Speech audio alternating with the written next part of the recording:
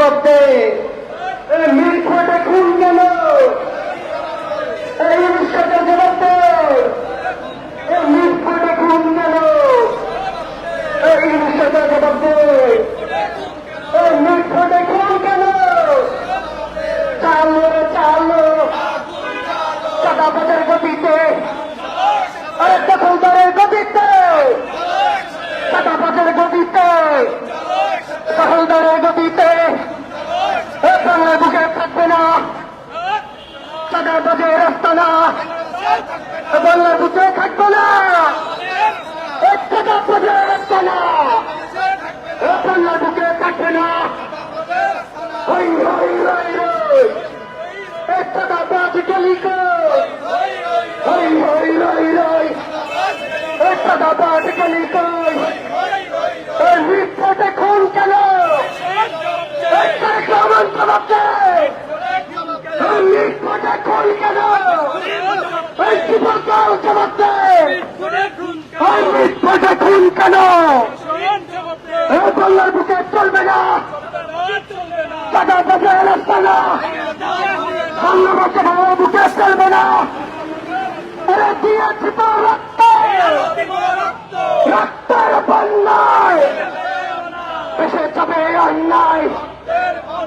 দিয়েছি তো রক্ত, রক্তের বন্যায় বাংলার বুকে চলবে না চাঁদাবাজি রাস্তা না, বাংলার বুকে চলবে না চাঁদাবাজি রাস্তা না, বাংলার বুকে চলবে না।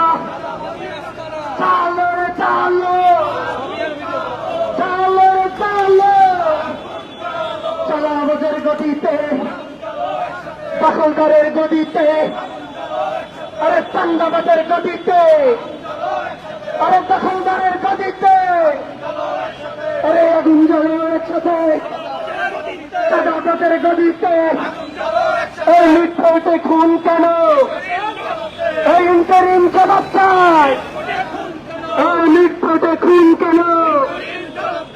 এই ইন্টারিম জবাব চাই।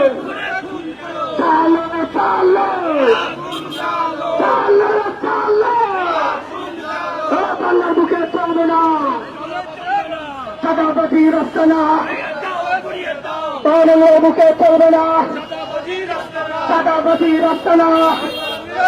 Action to action, action to action, চাঁদাবাজের বিরুদ্ধে, দখলদারের বিরুদ্ধে, দখলদারের বিরুদ্ধে। আরে হাসিনা টিকেনি, চাঁদাবাজ টিকবে না, এই হাসিনা টিকেনি, আরে চাঁদাবাজ টিকবে না, আর চাঁদাবাজ টিকবে না। আরে হাসিনা টিকেনি, চাঁদাবাজ টিকবে না, আরে হাসিনা টিকেনি, আরে দখলদার টিকবে না, দখলদার টিকবে না, হাসিনা টিকেনি। চালো রে চালো, আগুন চালো, আরে চাঁদাবাজের গতিতে মিথ্যাতে খুন কেন? যুবকাল জবাব দে। মিথ্যাতে খুন কেন? যুবকাল জবাব দে। চালো রে চালো, চালো রে চালো, আরে টিকেনি হাসিনা, চাঁদাবাজ টিকবে না, আরে টিকেনি হাসিনা। আমার সোনার বাংলায় চাঁদাবাজের ঠাই নাই, আমার সোনার বাংলায়, আরে আমার সোনার বাংলায়, আরে দখলদারের ঠাই নাই। আরে অ্যাকশন তো অ্যাকশন, চাঁদাবাজের বিরুদ্ধে, দখলদারের বিরুদ্ধে, আরে দখলদারের বিরুদ্ধে।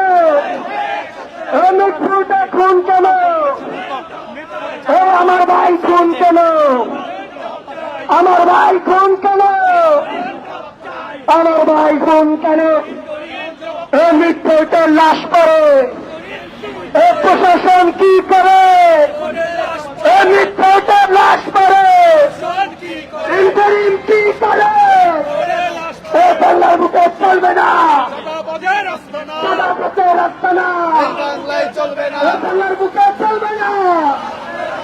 দখলদারের রাস্তা নয়। চালো রে চালো, দখলদারের রাস্তা নয়। গুলিয়ে দাও, পুড়িয়ে দাও, দখলদারের রাস্তা না, চাঁদাবাজের রাস্তা না। ঘুরিয়ে দাও, পুড়িয়ে দাও, আরে চাঁদাবাজের রাস্তা না। আরে যেই হাত মানুষ মারে সেই হাত ভেঙে দাও। আরে যেই হাত দখল করে সেই হাত ভেঙে দাও। আরে সেই হাত মানুষ মারে, আরে সেই হাত দখল করে, আরে সেই দল দখল করে সেই দল হটিয়ে দাও। সেই দল দখল করে সেই দল হটিয়ে দাও। সেই দল দখল করে সেই দল হটিয়ে দাও। এগুলোর বুকে চলবে না, চাকাপাতি রাখতে না, এগুলোর বুকে চলবে না। আরে টিকলি হাসিনা, চাকাপাত টিকবে না, চাকাপাত টিকবে না। নাগরিক ছাত্র ঐক্য পরিষদের ব্যানারে কিন্তু আপনারা দেখতে পাচ্ছেন যে একটি বিশাল বড় একটি মিছিল।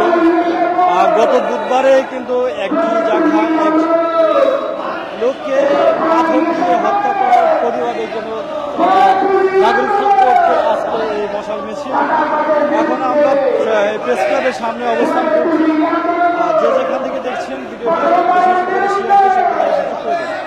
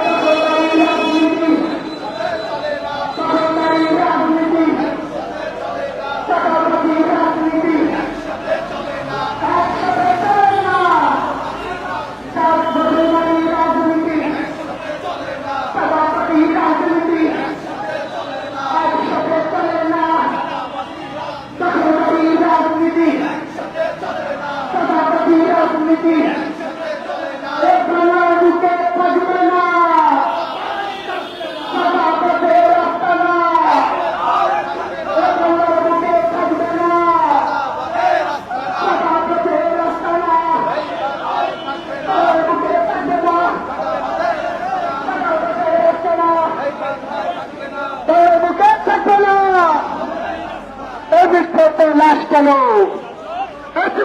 চালাচ্ছে? এই মৃত্যুতে লাশ কেন? এই ইন্টারিন চালাচ্ছে। বক্তব্য দেবেন যেমন আপনারা দেখছেন।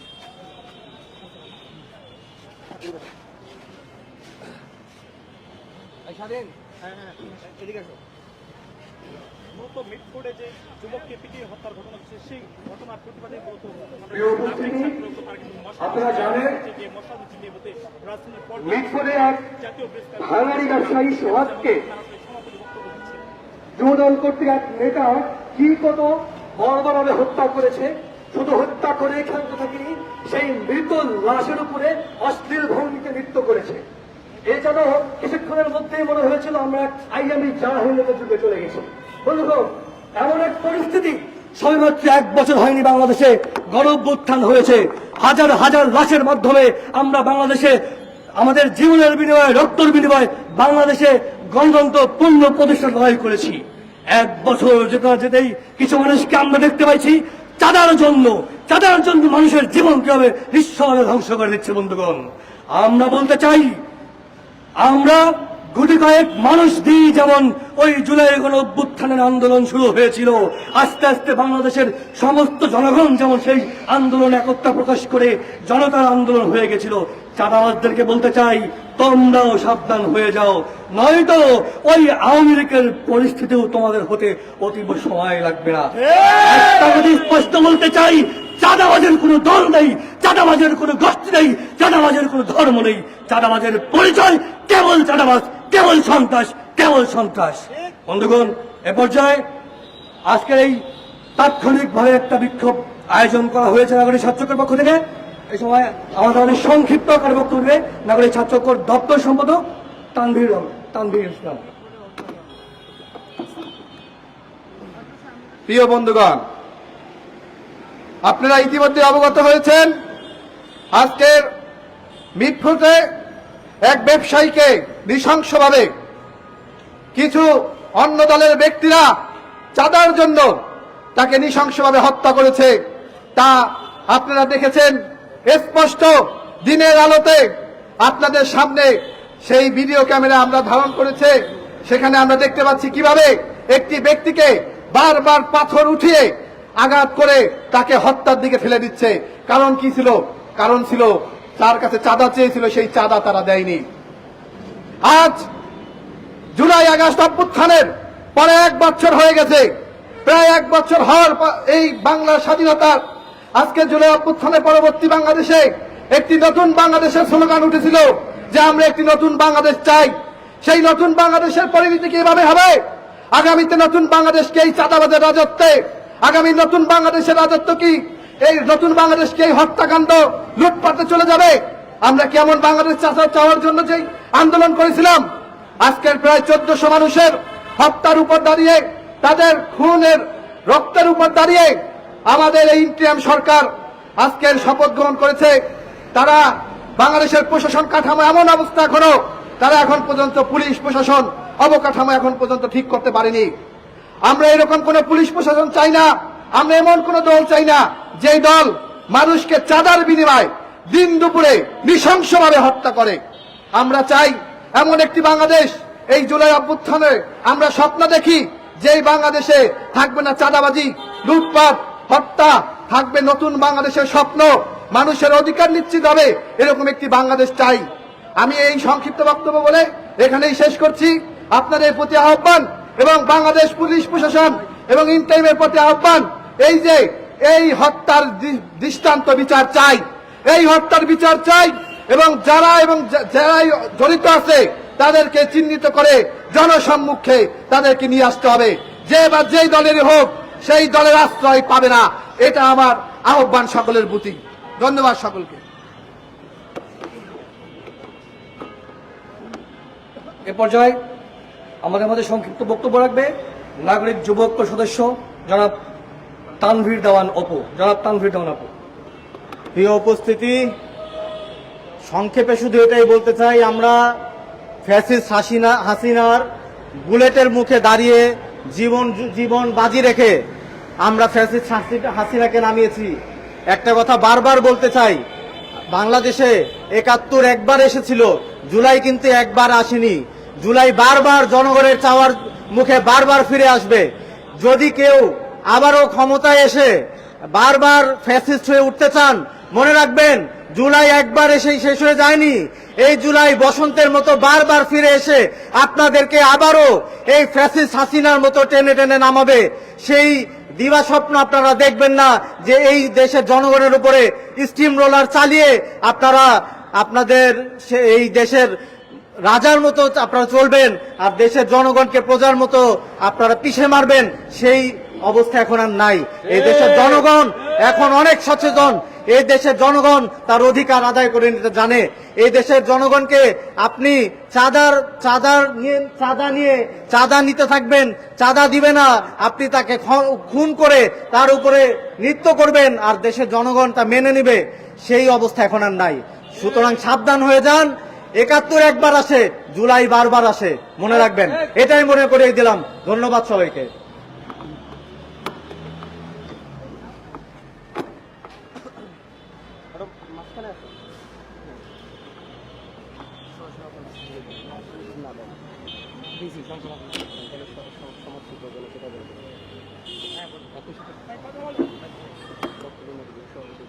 উপস্থিতি, এখন আমার মাঝে বক্তব্য রাখবে নাগরিক ছাত্রকর সংগ্রামী আহ্বায়ক জনাব তরিকুল ইসলাম। জনাব তরিকুল ইসলামের বক্তব্যের মধ্যেই আমাদের আজকের প্রোগ্রাম সমাপ্তি ঘোষণা হবে। সেই সাথে আগামীতে আমরা কবে প্রোগ্রাম দেবো সেটাও আমরা আপনাদেরকে জানাবো।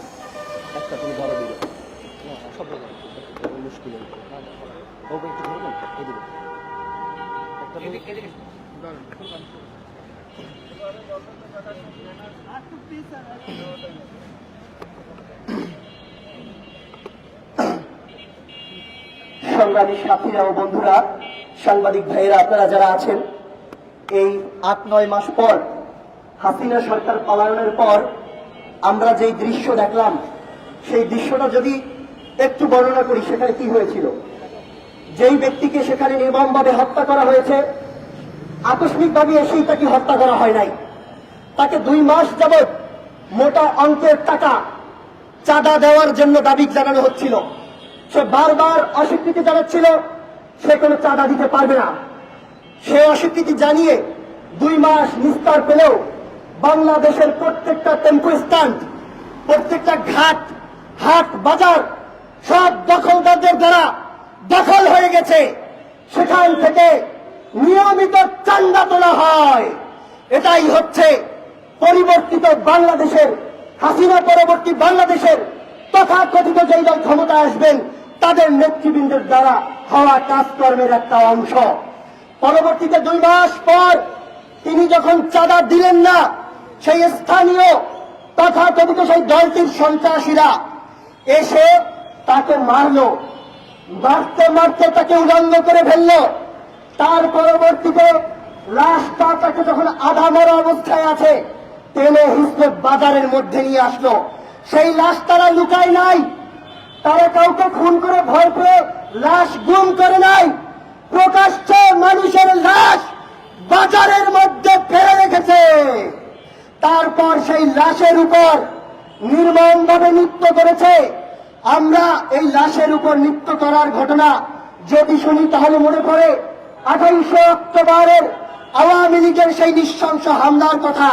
শেখ হাসিনার নির্দেশে লগি পরীক্ষা নিয়ে এসেছিল। এই ঘটনা সেই শেখ হাসিনা বা আওয়ামী লীগের নেতৃত্ব হয় নাই। আপনাদের শুনতে অনেকটাই অবাক লাগবে, স্থানীয় যুব দলের নেতার নির্দেশে স্থানীয় যুব দলের সেই পোশাক কর্মী বাহিনী দিয়ে তাদেরই দলের নাকি একজন কর্মী, তাকে এইভাবে হত্যা করে লাশের উপর নৃত্য করা হয়েছে। সেই চরম বাস্তবতা জুলাই অভ্যুত্থানের এই ৮-৯ মাস পর আমাদেরকে দেখতে হয়েছে। বন্ধুগণ, এমন একটা পরিস্থিতির মধ্যে আছি, প্রত্যেকটা জায়গায় মানুষের মুখে কাষ্টি পেটে দিয়েছে, কথা বের করতে পারে না। কথা বললেই হত্যার হুমকি। আর তারা প্রকাশ্যে একটা লাশ চাঁদা দেওয়ার না কারণে মেরে ফেলে রেখে বাকিদেরকে ভয় দেখাতে চায়। আমরা বলতে চাই, যার যত বড়ই দল হোক না কেন, যার দলের যত বড়ই নেতা হয়ে থাক না কেন, এই দেশে চাঁদাবাজি চলবে না। একজন জীবন দিয়েছে রাস্তায়, এভাবে প্রত্যেকটা প্রাণী আমরা মারা যাব। ১ দিন, ২ দিন, ১ মাস, ২ মাস, ৩ মাস মানুষ কথা বলবে না, সর্বোচ্চ ১৩ বছর। তারপর হাসিনা এই দেশ থেকে পালানোর পথ পায় নাই, যদিও ইন্ডিয়া গিয়ে সে সফল হয়েছে এক পর্যায়ে। আমি তাদেরকে বলতে চাই, হাসিনা ইন্ডিয়া গিয়ে সফল হয়েছে, আপনাদের যাওয়ার জন্য কিন্তু কোনো পথ নাই, কোনো দেশ নেবে না, ইন্ডিয়া তো আপনাদেরকে গ্রহণই করবে না। অতএব আপনারা যদি সাবধান না হন, আমার মনে হয় সাবধান হবে না। আমাদের বন্ধু প্রতিম ছাত্র সংগঠন একত্রে ফেসিবাদের বিরুদ্ধে আমরা আন্দোলন করেছি। জাতীয়তাবাদী ছাত্রদল এবং তাদের সংগঠনের এই যে যুব দলের নেতা কর্মীদের দ্বারা এই ঘটনা ঘটেছে, আমরা ইতিমধ্যে দেখেছি তাদের মধ্যেও যারা আছেন তারা এই ঘটনায় নিজেরা অস্বস্তি প্রকাশ করেছেন। আমার প্রশ্ন হলো, এই অস্বস্তি এত বড় একটা হত্যাকাণ্ড ঘটার পরে আপনারা প্রকাশ করছেন, আপনারা কি জানেন না প্রত্যেকটা ওয়ার্ড দখল হয়ে গেছে? আপনারা কি জানেন না প্রত্যেকটা টেম্পল স্ট্যান্ড থেকে চাঁদা তোলা হয়? প্রত্যেকটা লঞ্চ ঘাট, স্টিমার ঘাট কোন জায়গা নেই? বড় দল নাকি আপনারা? তাহলে কার দলের নেতা কর্মীরা সেটা গিয়ে দখল করেছে? এটা যদি আপনারা জনগণের সামনে স্পষ্ট করতে না পারেন, আগামী নির্বাচন তো দূরের কথা, সে তো অনেক দূরেরই ব্যাপার, এখন পর্যন্ত স্পষ্ট নয়। এই বাংলাদেশের জনগণ যখন তখন সিদ্ধান্ত নিয়ে ফেলবে। এই বাংলাদেশের জনগণ এক লড়াকু জনগণ, তাদের সামনে কোনো ফ্যাসিবাদ, কোন দখলদার মুহূর্তের মধ্যে তারা যে বেনিশ হয়ে যেতে পারে, টিকতে পারে না, সেটা কিন্তু ইতিমধ্যে প্রমাণ হয়ে গিয়েছে। আমাদের সহযোদ্ধাদেরকে এইভাবে আমাদের কটাক্ষ করতে হবে, এইভাবে রুড়ো ভাষায় কথা বলতে হবে, সেটা আমাদের জন্য দুঃখের। কিন্তু আমরা বলতে চাইনি, বলতে হচ্ছে সেই জাতীয়তাবাদী যুবদল তাদের কর্মীরা এই কাজ করেছে। আমরা ব্যক্তিগতভাবে অনেক কষ্ট নিয়ে, দুঃখ নিয়ে 8 মাস আগে যাদেরকে নিয়ে আমরা হাসিনার বিরুদ্ধে আন্দোলন করলাম, একত্রে ফেসিবাদের পতন ঘটালাম, আজকে তাদের নেতা কর্মীদের বিরুদ্ধে তাদেরকে আমাদেরকে কনসার্ন করতে হবে। এটা বড় দুঃখজনক ঘটনা। টোটাল 8 মাসে আমরা চুপ থেকেছি, কোথাও কিচ্ছু বলিনি। আমরা যদি চুপ থাকি, বাংলাদেশের মানুষ কি চুপ থাকবে? তারা তো চুপ থাকবে না। আমি বলতে চাচ্ছি, বাংলাদেশের ছাত্র জনতা যে যেখানেই আছেন, যে যেখানে যার ক্যাম্পাসে যেভাবে ছাত্র রাজনীতি করছেন, একই সাথে পড়াশোনা করছেন, দলীয় অথবা নির্দলীয়, যাই করছেন না কেন, প্রত্যেকের জায়গাতে সচেতন আছেন। 2-4 জন অথবা 50-60 জন গুন্ডা বাহিনী, মাতাল বাহিনী, তাদেরকে দিয়ে আপনারা পরিস্থিতি ঘোলাতে করে যা ইচ্ছা তাই করতে পারবেন না। এই বাংলাদেশ কারো ইজারা দেওয়া সম্পত্তি না। এক দল চলে যাবে, আর এক দল লুটে পুটে খাবে, সেই অবস্থা বাংলাদেশে আর ফিরে আসবে না। আমি আমার সংক্ষিপ্ত বক্তব্য এখানে শেষ করছি। একই সাথে চাঁদাবাজ, দখলদার মুক্ত একটা বাংলাদেশ আমরা কামনা করছি। ধন্যবাদ সবাইকে।